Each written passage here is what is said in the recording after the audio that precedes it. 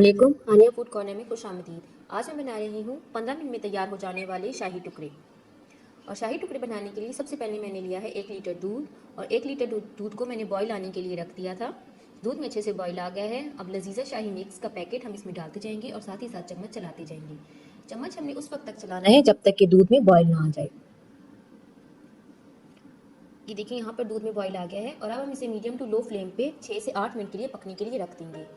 दूसरी तरफ हम ब्रेड स्लाइसेस के किनारों को हटाकर और ब्रेड स्लाइस को गोल्डन कर लेंगे दोनों तरफ से।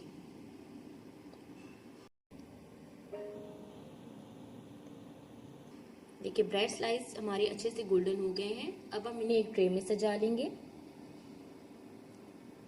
जो भी ट्रे आपके पास अवेलेबल हो आप उसमें इसे आसानी से सजा सकती हैं। आप इसे अच्छे से सजा लें तमाम टुकड़ों को।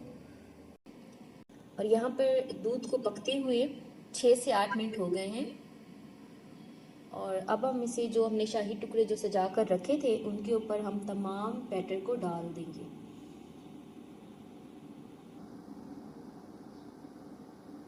और ऊपर से गार्निश कर लेंगे।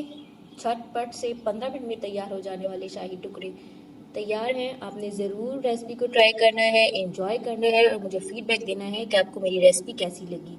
मुझे दीजिए इजाज़त। अल्लाह हाफिज़।